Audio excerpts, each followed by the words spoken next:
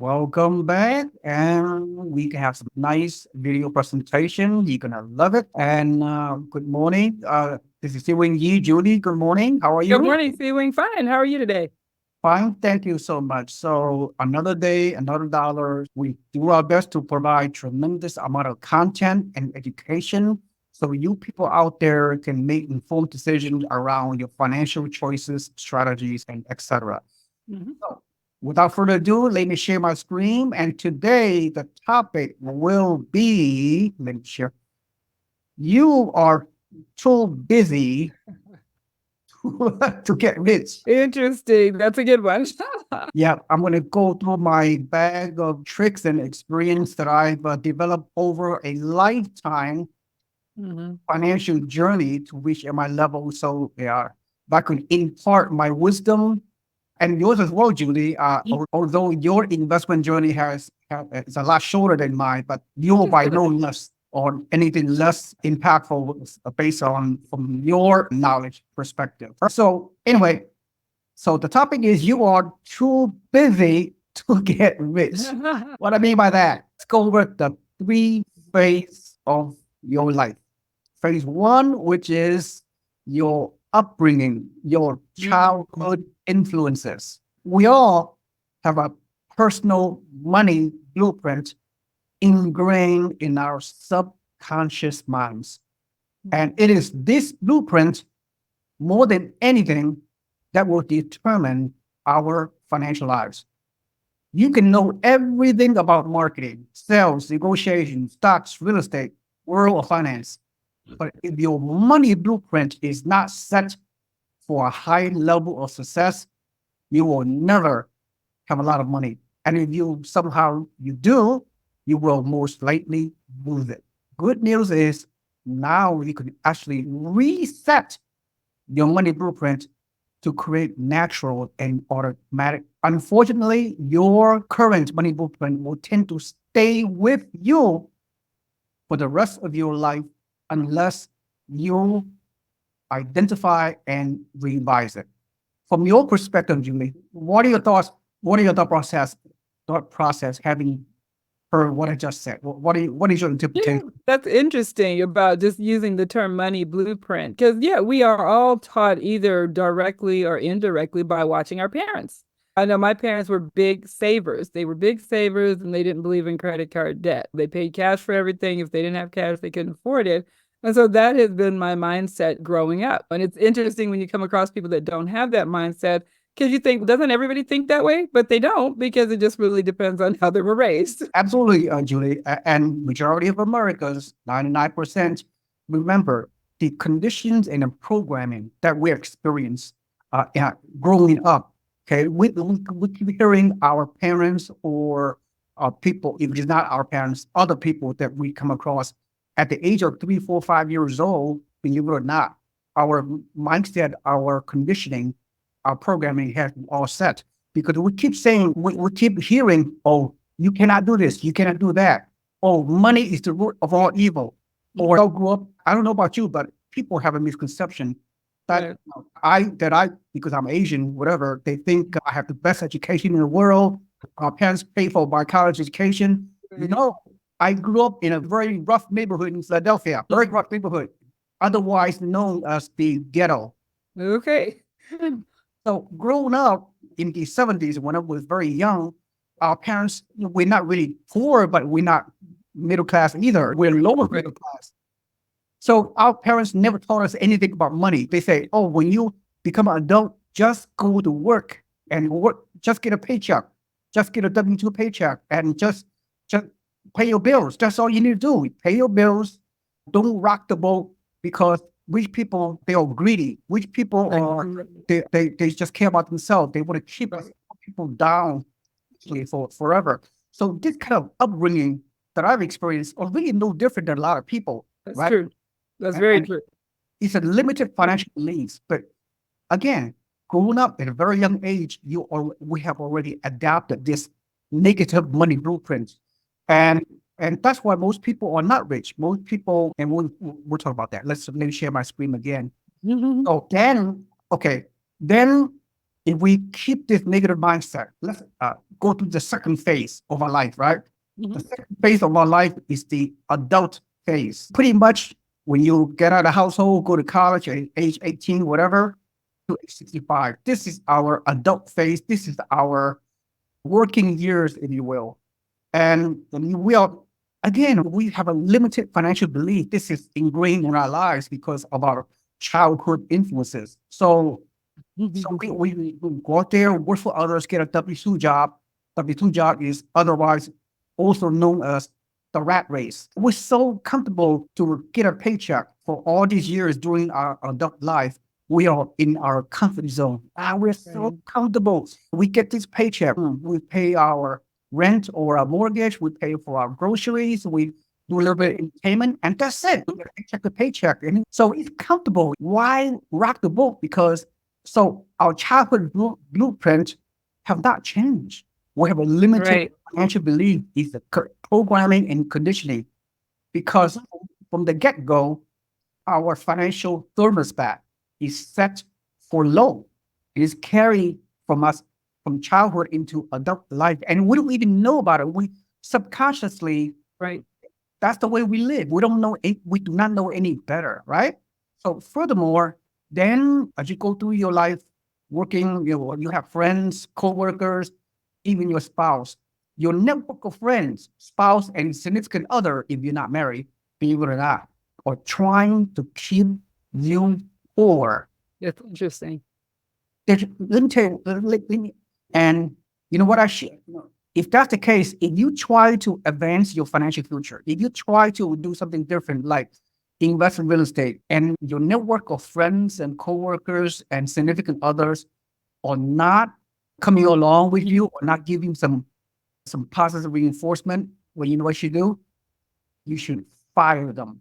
Fire them. Okay, I don't mean like so harsh. My definition of fire is F stand for financial, I stand for independence, R stand for real, and E stand for estate. My definition and your definition, Julie, is to achieve fire.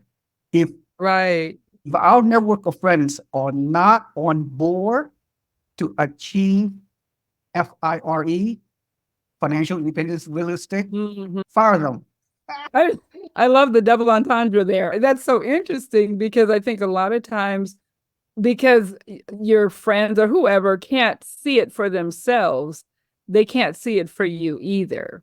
I know Mark and I got a lot of negative feedback, and are you sure? And do you know what you're doing? And does that make sense? And it did for us, and it's worked well. And the people that were questioning it are still in the same place. Yeah, you do have to fire them in the sense that inspire them to look at something different, but sometimes you do have to fire them as acquaintances, because all the negative talk that's coming into your ear can affect your decisions. So yeah, I love the analogy or the acronym. Yeah, Julie, I'm sure with you have purchased 6 rental properties several years ago. For that major accomplishment for you. And so you are doing better in the financial journey. And your friends, I bet you, a lot of your friends, you may or may not know about it, they are jealous. They are not on board. They don't have your motivation, your commitment, your inspiration to do well financially. Because their life is so financially so bad, they're jealous of you. They're jealous. They're not supporting your goals. You need to surround yourself with a like-minded people in your network that will support your vision of your financial. Absolutely. Right? 100%. Yeah, I totally agree with you.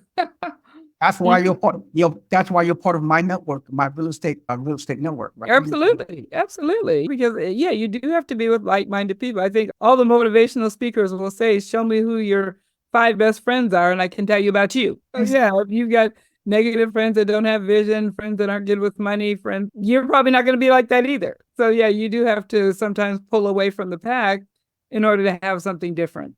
Wow, I totally agree with you 100%.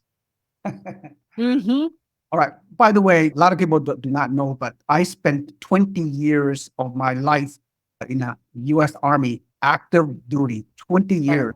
My experience associated with that is good and bad, but mostly good. Mhm. But the bad part is, in a way, is that during my active duty years, the military, you get very comfortable. You get a guaranteed paycheck Right. as long as you don't screw it up. Well, through my 20 years in my military active duty army, I get free medical, free everything, free housing, free room board, free meals, everything. I got Mhm. so comfortable, right? Yeah. I'm living Yes. in the comfort zone, but I don't need to seek out anything else. I have no motivation to increase my wealth through real estate or otherwise, right? That's interesting. Very interesting. Yeah. Yeah. So not until I retire at a very young age, 20 years of military service, military when I was like 20 years old. Yeah. So you're still young enough to have another career. Yeah. So my background is really no different than a lot of people. They live in such a comfortable world of W-2 income, the check is coming in, especially when you work for the government, you work for the military, provided for you, so you don't no motivation. So when I retire after 20 years, I said, what? I still have like 50 more years to live. 60 Pretty more much. years. Exactly. Exactly. Really, very good point. So then suddenly my money blueprints has changed. I said, I can't live off the military pension. Right. At that time, only like 20 years ago when I retired, 20 years Mhm. ago, I retired from my active duty military. At that time, my monthly income like a mere $2,000. That's nothing. Right. Yes. So, and I was living in the Bay Area, San Francisco, even at that time. So wait a minute, Yeah.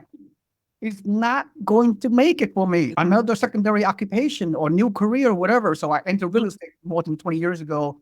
And the rest is history. But that my money blueprint, my financial thermostat has changed. I Right. grew up having this limited conditioning and programming, as I discussed so far, Right. but I made a conscientious effort to change, to reset my money blueprint. I got the motivation.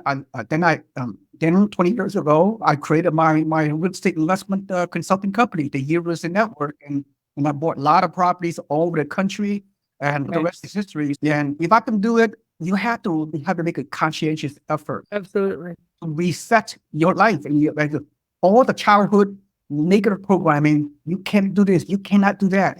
Getting rich is filthy. Only the rich people are not worthy. They just want to Right.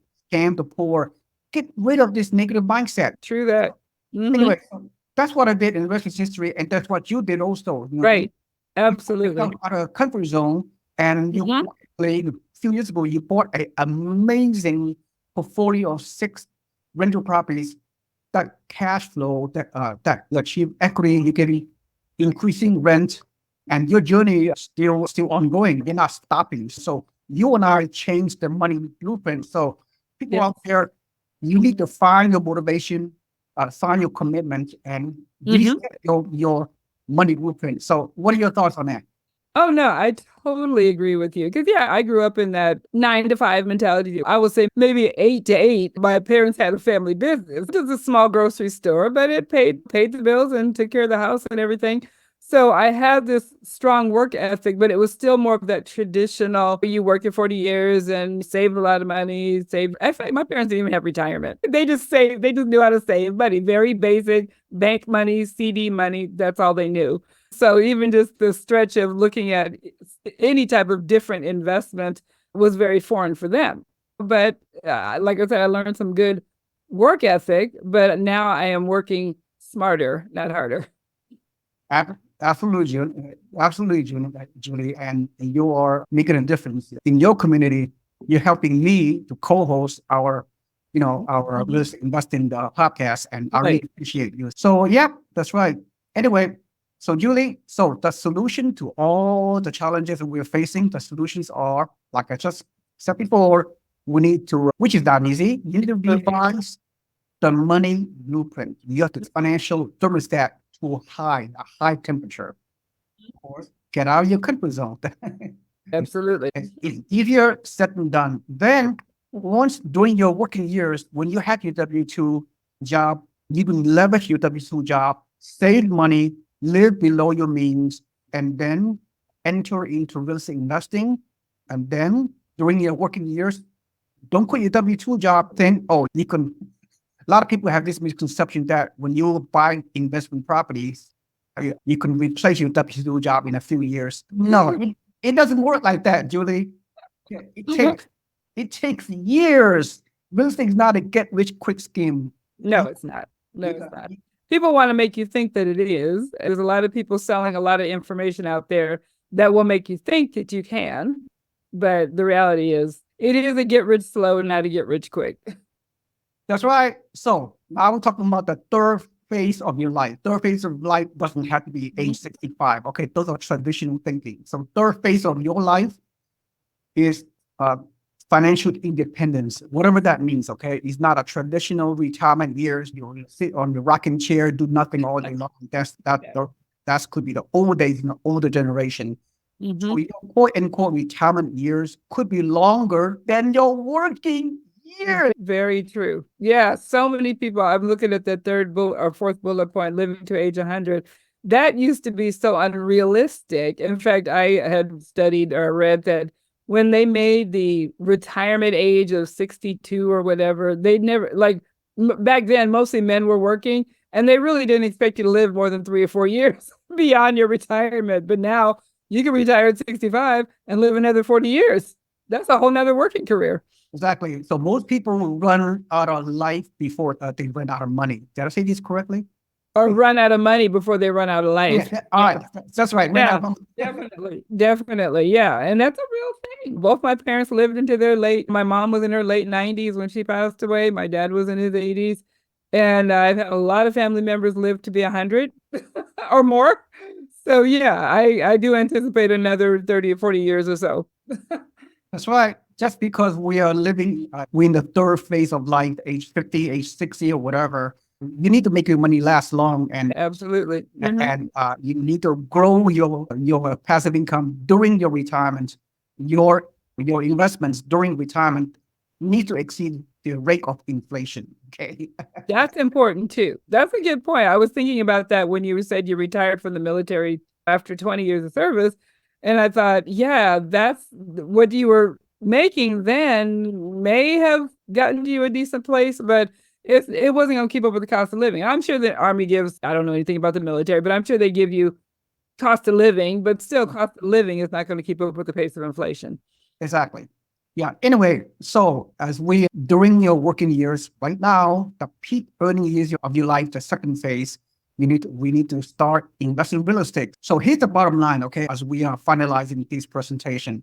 So most people live paycheck to paycheck. Most people going through the rat race and working hard, but not working smart. So here's my numerical formula. This is a solution for you out there, Julie. You and I talked about this before. So here it is one more time. So you need to transform your financial life. You need to go from 40-40-40 to 10-10-10. Julie, can you expand? I know the 40-40-40 is you work 40 hours a week, 40 hours a week for 40 years to retire on 40% less than what you were making while you were working. So that doesn't sound appealing at all. No, not at all. Like you described the 10-10-10, because I'm not sure exactly what the 10-10-10 is. 10-10-10, yeah, 10-10 could be some modification here and there depending on the individual situation. But you buy one rental at a time consistently up until at least 10 rental properties, if you can do it, for the next few years or whatever. And then you retire in 10 years. Total financial freedom in 10 years. And then when you achieve the financial freedom, you will have $10,000 of monthly passive income, even without a W-2 job. The W-2 job is optional. And this 10,000 real estate passive income are adjusted for inflation for the rest of your life. So you're not going to run out of money. So therefore, you have to decide out there, you guys listening, or you wish to be the top one of the U.S. population and keep the financial freedom, or you're gonna go with the standard way of 99% of people who fail at achieving financial independence because they have failed at what they did earlier in life. So what did you take away from this presentation, Julie? I think that just looking at the fact that there are alternatives to your 40-40-40, working your 40 years and 40 hours, 40 years to retire on 40%, it does require a blueprint shift in your mind, as we discussed earlier. And yeah, I think if you do the 10-10-10, The good thing about that is that that mindset will keep up with the cost of inflation. In fact, you'll do better than the cost of inflation. You can still have your retirement from your 40-year job or whatever. And it just gives you a new way to think about it. And it really does put you in the 1% of thinking and wealth builders in the country. Yeah, I don't want to be part of the 99. I want to be part of the 1. Exactly. Okay, nothing else need to be said. Your takeaway is 100% true. So anyway, as we conclude this, if you see value from this video, please like and subscribe to my YouTube channel. And also, if you're not out there, if you people watching this video, if you're not already done so, please put your email into my website below so you can become a free member of our real estate investing community, so you can learn more about real estate investing in the way that we are teaching. So with that in mind, Julie, thank you for co-hosting this presentation with me, and for watching, everyone. I'll see you on the next video. Have a nice day.